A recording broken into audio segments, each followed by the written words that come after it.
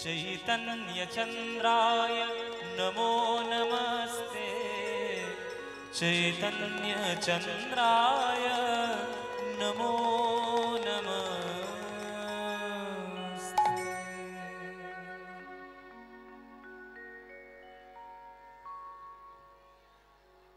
আমরা শিল্পীকে বরণ করে নেব। আমি অবিলম্বে মালঞ্চ হরিনাম সেবা সমিতির সম্পাদক সঞ্জয় পাল ও অনুষ্ঠান কমিটির সম্পাদক মিঠুন দাসকে অবিলম্বে মঞ্চে আসার জন্য অনুরোধ করছি। আপনারা একটু দ্রুত চলে আসুন। আপনারা বুঝতেই পারছেন এই যে মানুষের যে সমাবেশ, ভক্তের যে সমাবেশ, এটা রেকর্ড, অতীতের সমস্ত রেকর্ড ভেঙে দিয়েছে। আজকে বহু ভক্তের সমাবেশ ঘটেছে। আমাদের হয়তো বসতে দিতে গিয়ে একটু অসুবিধা হয়েছে। আমরা আশা করব কমিটির পক্ষ থেকে আপনারা নিজ গুণে আমাদেরকে মার্জনা করে নেবেন। আমরা এখন শিল্পীকে সম্বর্ধনা জ্ঞাপন করব। উত্তরীয়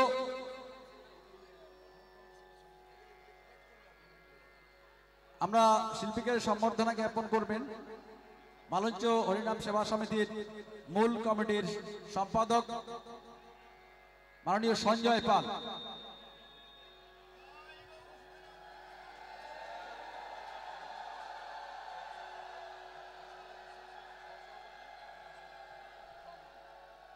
ব্যাজ পরিয়ে সম্বর্ধনা জ্ঞাপন করবেন অনুষ্ঠান কমিটির সম্পাদক মিঠুন দাস, সহ সভাপতি দেবব্রত বিশ্বাস কোথায় এবং সভাপতি শ্যামল লস্কর।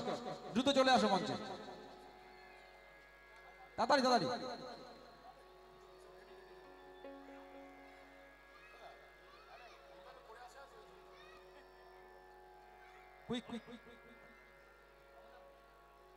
শ্যামল লস্কর, শ্যামল লস্কর,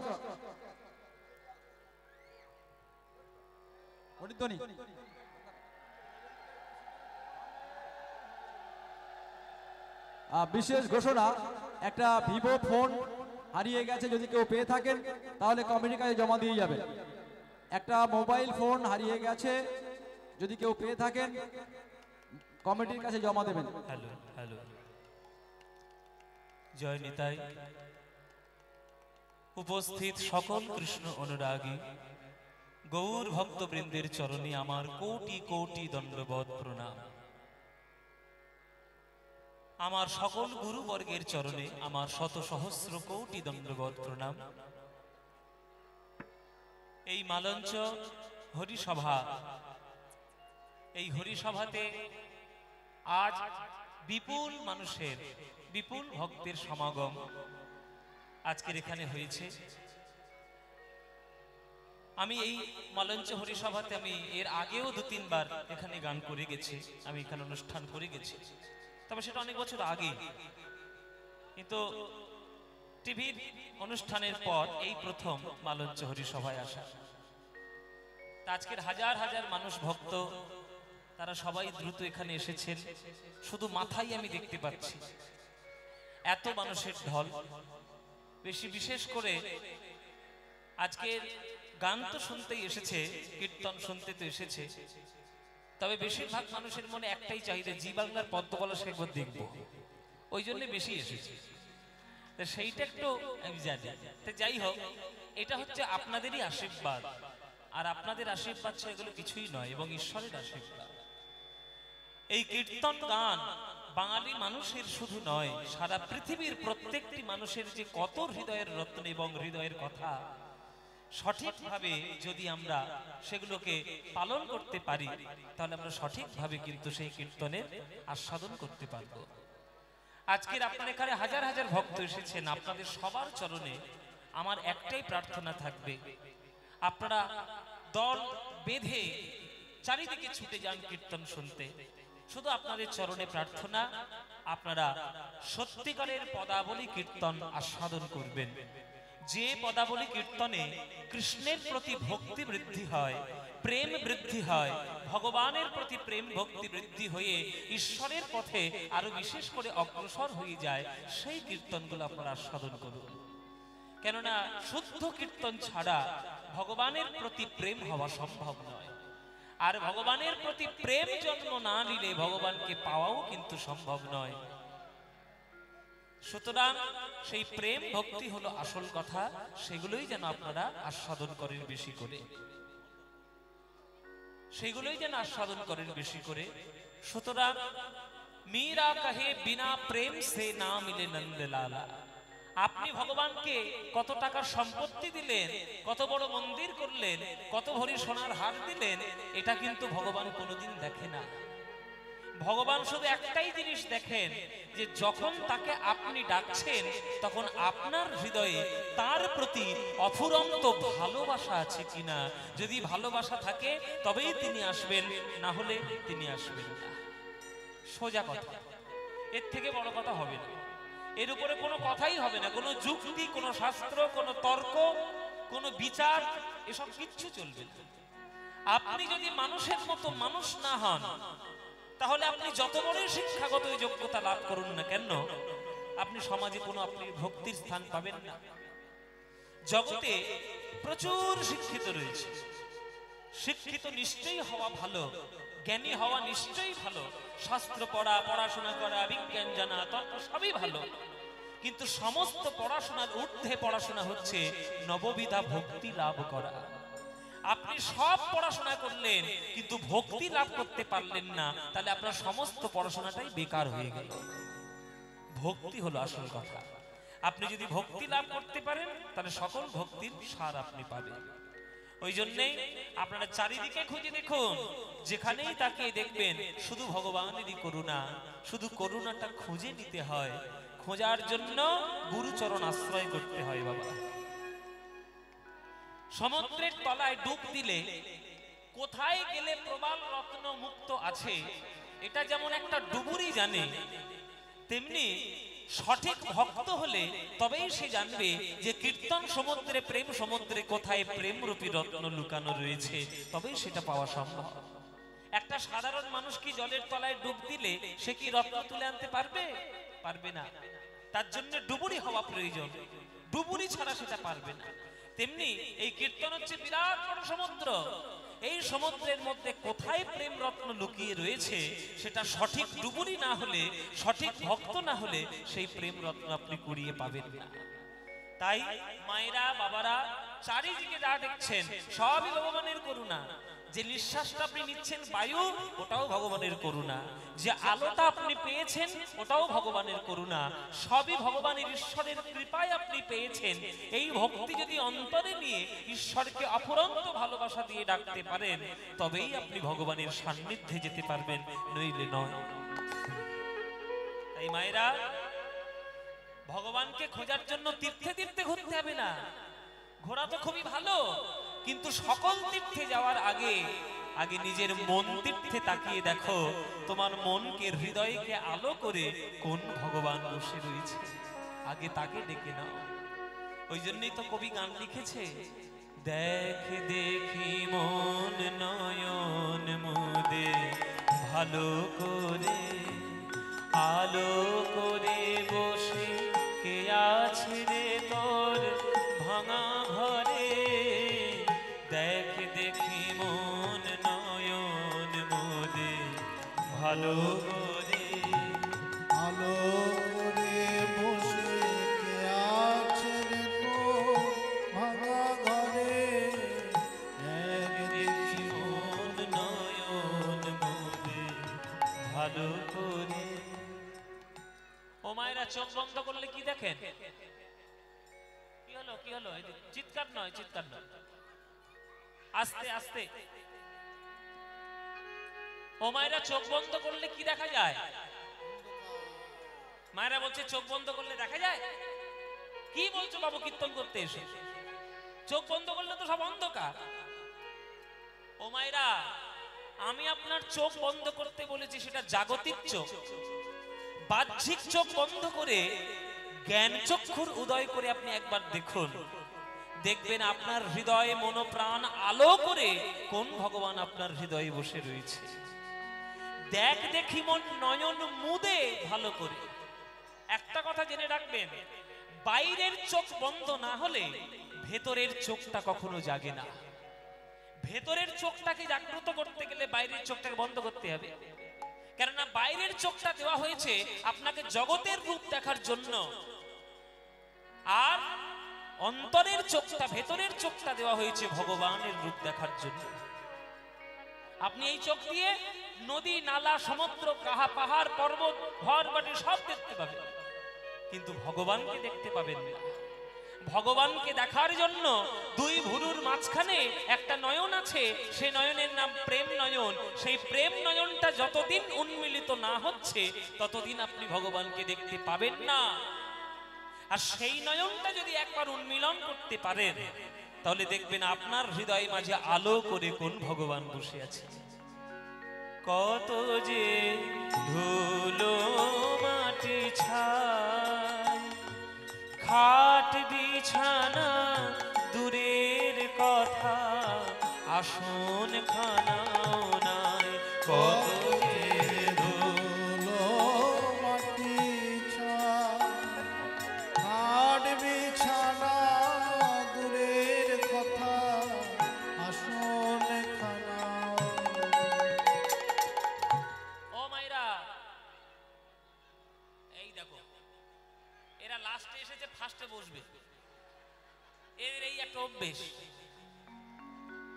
যেখানে জায়গা পাচ্ছ চুপচাপ বসে যাও, যেখানেই জায়গা পাচ্ছ বসে যাও। বেশি জায়গা পেতে গেলে এখানে 5 বিঘে জমি তোমার জন্য একার জন্য নেই, সব মানুষের জন্য। সবাই বসো, চিৎকার করো না। এই মেয়েগুলো যেখানেই যাবে সেখানেই ঝগড়া মারাবে। মহাভারতের যুদ্ধ হয়েছে এদের জন্য।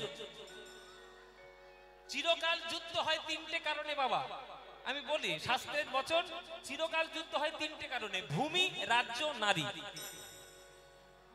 ভূমি মানে জায়গা জমি, রাজ্য মানে দেশে দেশে, আর মেয়ে ঘটিত ব্যাপারে। আপনি দেখুন রামায়ণের ঘটনাও মেয়েকে কেন্দ্র করে, সীতাকে কেন্দ্র করে। আবার মহাভারতের ঘটনা দ্রৌপদীকে কেন্দ্র করে। ও মায়েরা, ঝগড়ার কারণ হবেন না। আসছেন, ধীরে ধীরে বসুন, যেখানে জায়গা পাচ্ছেন বসে যান চুপ করে। আর যদি চলে যাওয়ার দরকার চুপচাপ চলে যান, গন্ডগোল করে যাবেন। কি যেন বলছিলাম আমি? ও মায়েরা, এই যে কীর্তন হচ্ছে বালঞ্চ হরিসভায়, এই কীর্তন শোনার জন্য তোমাদের বাড়িতে নিশ্চয়ই কারণ না কারোর বাড়িতে আত্মীয় এসেছে। এসছে কিনা? আত্মীয় এসেছে। তুমি মনে করো খুব গরিব মানুষ, তাই তুমি সারা বছর একটা ছেঁড়া কাঁথায় শুয়ে কাটিয়ে দাও। হ্যাঁ, তা সারা বছর ছেঁড়া কাঁথায় শুয়ে কাটিয়ে দাও। তোমার আত্মীয় যখন 1 বছর পর তোমার বাড়ি আসবে, তুমি তাকে ছেঁড়া কাঁথায় শুতে দিতে পারবে? পারবে? পারবে না। তুমি যত কষ্টই হোক একটা সুন্দর করে বেড কভার তাকে পেতে দেবে। তাহলে আত্মীয় এসেছে বলে বিছানার চাদর পরিবর্তন করলে জগতের সব থেকে বড় আত্মীয় আমার গোবিন্দ, তিনি তোমার হৃদয়ে এসে বসবেন। কই, তার জন্য তো তোমার হৃদয় আসনটা কখনো পরিষ্কার করলে না, করেছ? তার হৃদয় আসন যদি পরিষ্কার না করো, ভগবান বসবে কোন আসনে? কত যে ধুলো মাটি ছাই, খাট বিছানা দূরের কথা, আসন খানাও নাই।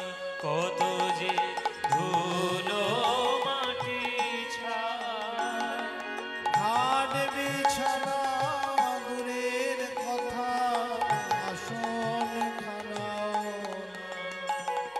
তবু করেনি কো অভিমান, দুঃখী দেখে ওর ঝরে দুনয়ন, এমনি কোমল প্রাণ, এমনি দয়াল প্রাণ, ওরে তুই কর নিবেদন, মনের বেদন প্রাণ বিলায়ে পায়ে ধরে। হরি বল। আত্মীয় এসেছে, আত্মীয়র জন্য চেয়ার দিলে, নিজের বাবা সেখানে দাঁড়িয়ে রয়েছে, বাবার জন্য আসন দিলে না, তখন বাবা কি মনে মনে ভাববে? যে আমার ছেলেটা সমাদর বোঝে না, সমাদর বোঝে না। আত্মীয়র সামনে নিজের বাবাকেও যে একটা চেয়ার দিতে হয়, এটা আমার ছেলে জানে না। তাই আত্মীয়র সামনে বাবাকেও চেয়ার দেওয়ার দরকার, এটাই হচ্ছে সমাদর। তেমনি আমি জগতের জন্য সবকিছু তৈরি করেছি, কিন্তু ভগবানের জন্য হৃদয়ের আসনটাই তৈরি করতে পারিনি। তাহলে কি আমরা শান্তি পাবো কখনো? কি বাবা পাবো নাকি? জীবনে পাবেন না। তাই ভগবানকে ডাকতে গেলে হৃদয়টাকে সৎ করুন। অথচ আশ্চর্যের ব্যাপার হলো এই যে বাবাকে সম্মান না দিলেও বাবা কিন্তু কখনো ছেলেকে পরিত্যাগ করে চলে যায় না। কেননা সে তো বাবা, সে জানে যে ছেলেটা আমার সম্মান দেয়নি, তাই বলে ছেলেটাকে ছেড়ে চলে যাব না। তেমনি ভগবানকে আমরা সম্মান দিই না, কিন্তু তাই বলে ভগবান কখনো আমাদের হৃদয় ছেড়ে যায় না। আমাদের হৃদয়টা যতই নোংরা হোক, ওই নোংরা হৃদয়েই কিন্তু ভগবান বসে থাকে। এই কবি গান লিখছে, তবু করেনি অভিমান, দুঃখী দেখে ওর ঝরে দু নয়ন, এমনি কোমল প্রাণ, এমনি দয়াল প্রাণ, ওরে তুই কর নিবেদন, প্রাণের বেদন, প্রাণ বিলায়ে পায়ে ধরে, দেখ দেখি মন নয়ন মোদে, ভালো করে আলো করে বসে তাই গৌর হরি হরি ভাঙা ঘরে এক দেখি মোর ভালো করে বসে আছে রে তোর ভাঙা ঘরে, এক দেখি মোর শোনো, ও যে কাঙাল সখানা। এই মেয়েগুলোর এত গল্প কিসে? এই যে এত চিৎকার কেন? এত জানি তো ভিড় হয়েছে, প্রচুর ভিড় হয়েছে, এত ভিড় হয়েছে, এরা জায়গা দেওয়ার জায়গাই পাচ্ছে না। যদি তোমরা বলো যে আমাদের জায়গা দিতে হবে, তাহলে ঘরটা আমি ভাঙতে বলে দেবো এক্ষুনি। এই ঘরটা ভেঙে দিতে হবে। এদিকে পাড় তৈরি হয়ে গেছে, জায়গাটা সরে এসেছে, অনেক লোক। চিৎকার করো না, যতক্ষণ আজ চুপচাপ থাকো। দেখো, আমরা আমাদের পারিশ্রমিক নেবো, গান করবো, 3 ঘন্টা চলে যাব। যে কথাগুলো বলবো যদি শুনতে না পাও, তাহলে তোমাদেরই প্রবলেম। কৃষ্ণ গেছে দুর্যোধনের বাড়ি, গিয়ে বলছে যে 5টা গ্রাম যদি তাদের নামে দিয়ে দাও, তারা যদি শান্তি পায়, তো তুমি একটা রাজা, তুমি 5টা গ্রাম দিতে পারছো না। কেন ভাই ভাই ঝগড়া করে এইভাবে যুদ্ধটা করে অশান্তি তৈরি করার চেষ্টা করছো? তোমার মা 100 সন্তানের জননী, কেন সন্তান হারা করতে চাইছো মাটাকে? জানো এই যুদ্ধের পরিণাম কি হতে পারে? 5টা গ্রাম তো অন্তত তাদের জীবন যাপনের জন্য 5টা গ্রাম দাও। স্বয়ং ভগবান কৃষ্ণ, জগৎপতি কৃষ্ণ তাদের কাছে, দুর্যোধনের কাছে হাত জোড় করে বলছে, শান্তি দূত হয়ে এসছে, তাই হাত জোড় করে বলছে, আমি শান্তি দূত হয়ে এসেছি, তোমাদের কাছে আবদার করছি, আবেদন জানাচ্ছি যে 5টা গ্রাম দাও। কিন্তু দুর্যোধন কি বলল? সুচাগ্র মেদিনী, যুদ্ধ বিনা আমি দেব না পাণ্ডবদের। তাহলে কত বড় বিশ্বাসঘাতক এবং কত বড় হিংসাপরায়ণ মন দুর্যোধনের ছিল। মায়েরা, সেই দুর্যোধন সুচাগ্র মেদিনী বিনা যুদ্ধে দেবে না, এই কথাটা যখন কৃষ্ণের মুখের সামনে বলল, তখন কৃষ্ণ বলছে, তাহলে তোমরা যখন সর্বনাশটাই চাইছো, তো হোক সর্বনাশ, আমার আর কিচ্ছু বলার নেই। এই বলে কৃষ্ণ বাড়ি যাচ্ছে।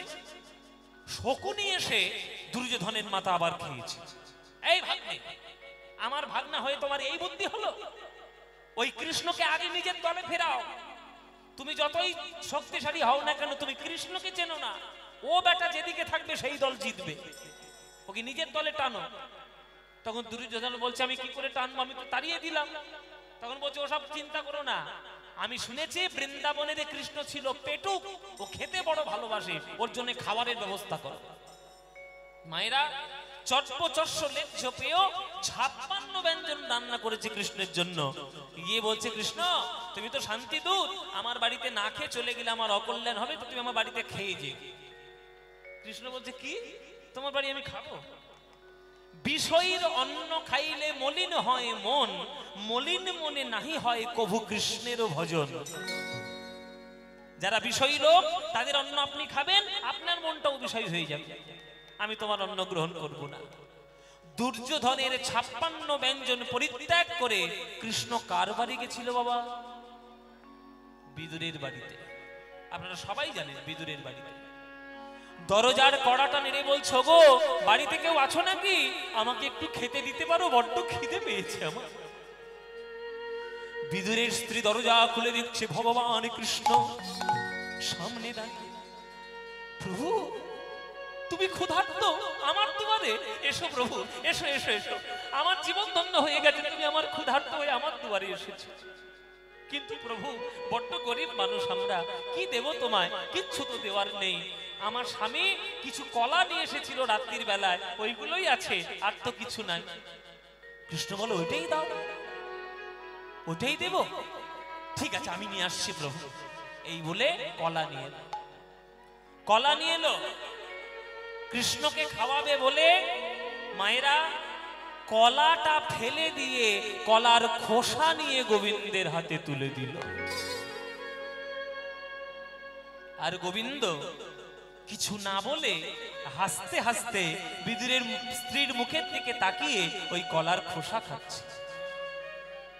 বিদুর ঘরে ঢুকে বলছে, তুমি কি করেছো, ভগবানকে কলার খোসা দিয়েছো? তখন কৃষ্ণ বলছে, বিদুর বাধা দিও না, কলাটার মধ্যে মিষ্টি থাকতে পারে, কিন্তু কলার খোসার মধ্যে তোমার স্ত্রীর যে প্রেম ভালোবাসা মাখানো আছে, এই প্রেম ভালোবাসা জগৎ বিশ্ব ব্রহ্মাণ্ডে কোথাও পাওয়া যাবে না। এই হলো ভগবান কৃষ্ণ, যে কৃষ্ণ দুর্যোধনের 56 ব্যঞ্জন পরিত্যাগ করে বিদুরের বাড়িতে কলার খোসা খেতে পারে। সেই কৃষ্ণকে যদি তুমি না ডাকো তাহলে প্রেম পাবে কি করে? তাই গান লিখেছে কবি, ওর নাম কি জানো? কাঙাল সখানা, কাঙাল বেশে দেয় দেখার, পুরায় মনস্কাম ওরে ওর কাঙাল সখানা। কাঙাল বেশে দেয় দেখার, পুরায় মনস্কাম। ওগো প্রেম দয়া আর বরা ভয় দিয়ে হেসে হেসে কত কথা কয়, আর কি দুঃখ রয়, আর কি ব্যথা রয়, ওরে তুই প্রেম কুড়াবি প্রাণ জুড়াবি, অভয়ে পদে থাক পড়ে, দেখ দেখি মন নয়ন মোদে, ভালো করে আলো করে বসে কে আছে রে তোর ভাঙা ঘরে, দেখ দেখি মন নয়ন। নিতাই গৌর হরি বল হরি বল। আলো করে বসে কে আছে রে তোর ভাঙা ঘরে, দেখ দেখি মন নয়ন মোদে, ভালো করে দেখ দেখি মন নয়ন মোদে, ভালো করে দেখ দেখি মন নয়ন মোদে, ভালো করে। এই অপূর্ব গানটি যিনি লিখেছেন তার নাম হচ্ছে রজনীকান্ত সেন। রজনীকান্তের গান, এত সুন্দর গান ভক্তদের মাঝে এসেছে, সেগুলোকে কেউ যদি গ্রহণ করতে না পারে তাহলে সেই ভক্ত কিন্তু অভাগা বাবা। ওই জন্যেই রজনীকান্তের গান, এই গানটি আমি সুন্দর করে রেকর্ড করেছি। আপনারা আমার চ্যানেলটায় দেখবেন, আমার ইউটিউব চ্যানেলটার নাম হচ্ছে পদ্ম পলাশ প্রোডাকশন, ওটা আমার নিজস্ব ইউটিউব চ্যানেল।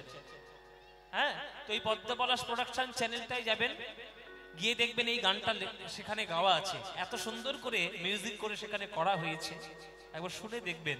রজনীকান্তের গান কত সুন্দর গান, যেসব গানগুলো মানুষের মুখ বা মানুষের মন থেকে জীবন থেকে হারিয়ে যাচ্ছে, আমার সবসময় প্রচেষ্টা সেই সব গানগুলোকে টেনে টেনে বার করা, উদ্ধার করে আবার নতুন করে মানুষকে শোনানো। সুতরাং শুনবেন গানগুলো। চলুন, যে গৌর ছাড়া আজকের আমাদের কোনো গতি নাই, সেই গৌর হরি আমাদের প্রেম দিয়েছেন, সেই গৌরকে যদি আমরা না ডাকতে পারি তাহলে আমরা অকৃতজ্ঞ হয়ে যাব বাবা। তাই মায়েরা বাবারা, আজকের হাজার হাজার মানুষজন এখানে এসেছেন, যে যেখানে থাকবেন, যেমন অবস্থায় থাকবেন, যার যখন ইচ্ছা হবে মনে হবে প্রাণ ভরে আমার গৌরের নাম গাইবেন। গৌরের নাম বিনা কোনো গতি নাই, কোনো গতি নাই। এই যে সন্ধ্যাবেলায় কীর্তন শুনছেন, সকালবেলায় ঘরে থাকবেন, যখনই থাকবেন আমার গৌরের নাম বলবেন, যেখানে থাকবেন সেখানে। ভজ গৌরাঙ্গ কহ গৌরাঙ্গ লহ গৌরাঙ্গের নাম রে ভজ গৌরাঙ্গ কহ গৌরাঙ্গ লহ গৌরাঙ্গের নাম রে। ভজ গানটা আমি হট করে ধরেই ফেললাম। তোমাদের গানটা ভাল লাগে? হ্যাঁ, সত্যি ভাল লাগে? তাহলে যদি বলো তাহলেই গাইবো, নইলে বন্ধ করে দেবো। গাইবো কি গাইবো না? গাইবো বাবা। ও মায়েরা, তোমাদের ভালো লাগে? সত্যি বলছো? সিরিয়ালের দিব্যি দিব্যি না দিলে কথা শুনবেন না তো। হ্যাঁ, তাহলে গাইবো তো। তাহলে মায়েরা, ভজ গৌরাঙ্গ কহ গৌরাঙ্গ লহ গৌরাঙ্গের নাম রে, এই গানটি আমাদের বাঙালিদের একেবারে মনের গান, প্রাণের গান। এই গান তোমাদের যাদের যাদের ভালো লাগে না, একবার উলুধ্বনি দাও জোরে।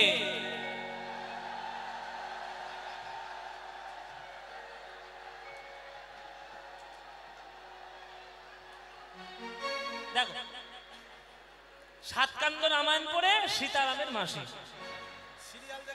এই এতক্ষণ বুঝিয়ে বুঝিয়ে এই হয়েছে। আসলে কীর্তনের দিকে মন নেই, সিরিয়ালের দিকে মন। কখন বাড়ি যাবে আর অনুরাগের ছোঁয়া দেখবে। যেগুলো দেখছো না বসে বসে, টিভি নষ্ট করে, চোখ নষ্ট করে, টাকা নষ্ট করে, সংসারে অশান্তি ছাড়া কিচ্ছু ধরাচ্ছে না, জেনে রেখো। অশান্তি টেনে টেনে নিয়ে আসছো, টেনে টেনে খাল কেটে কুমির নিজেই নিয়ে আসছো। আগেকার দিনের মেয়েরা সন্ধ্যাবেলায় করে বসে তুলসী থানে প্রদীপ দিয়ে লক্ষ্মীর পাঁচালী, রামায়ণ, চৈতন্য চরিতামৃত, ভাগবত পড়তে। এখন কেউ পড়ে? অনুরাগের ছোঁয়া কি দেখছে একবার? সংসারে একবার অশান্তির সৃষ্টি, আর কিচ্ছু না। এখন সিরিয়ালের প্রত্যেকটা সিরিয়ালের একটাই কাজ, শাশুড়ির গলা ঠিক করে কি করে মারবো, বৌমার কি করে মেরে ফেলবো, আর নায়ককে কি করে চারটে করে বিয়ে দেবো। এই হচ্ছে সিরিয়াল, আর কিছু আছে? এই দেখছে আর সংসার সব বিনাশ করছে। ও মায়েরা বলো, সিরিয়াল বেশি না কীর্তন ভালো বেশি? তাহলে উলুধ্বনিটা দিলে কি করে? বলে বাবা জিভ ফসকে বেরিয়ে গেছে, কি করি?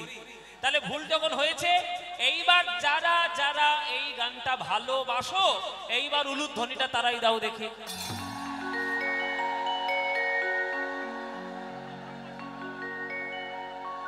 না না, ভালোবাসা। ভুল করে দিয়ে ফেলেছে, কি হবে? কি হবে? ও মায়েরা, তাহলে ভালো যখন বাসো, আজকের এই নদীর পাড়ে বসে এই গানটা আমরা সবাই মিলে করতালি দিয়ে গাইবো সন্ধ্যাবেলায়। কি গাইবেন তো? ব্যাস এমন জোরে জোরে গান গাইবেন যাতে নদীর ওই পার থেকে শোনা যায়। প্রাণ ভরে চলুন, প্রাণ ভরে বলুন একবার, ভজ গৌরাঙ্গ কহ গৌরাঙ্গ লহ গৌরাঙ্গের নাম রে। বলুন,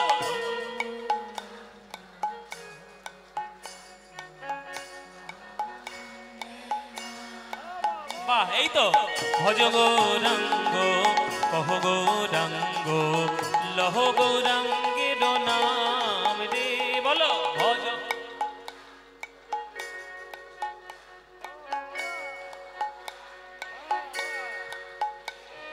যে জনা গৌরাঙ্গ ভজেন, সে হয় আমার প্রাণ রে। যে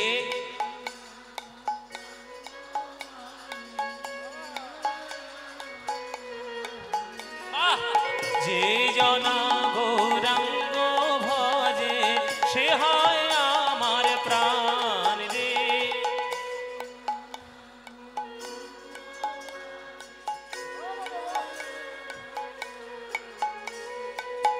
প্রভাত কালে হা গৌরাঙ্গ, যে বলে একবার রে। প্রভাত কালে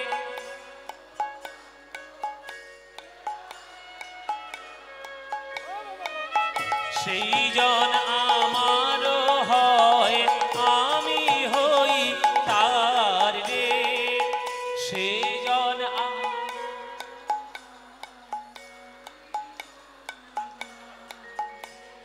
ভজ গো, এবার হাত তুলে সবাই মিলে, ভজ গৌরাঙ্গ কহ গৌরাঙ্গ লহ গৌরাঙ্গের নাম রে। ভজ গৌরাঙ্গ কহ গৌরাঙ্গ লহ গৌরাঙ্গের নাম রে। আহা, যে জনা গৌরাঙ্গ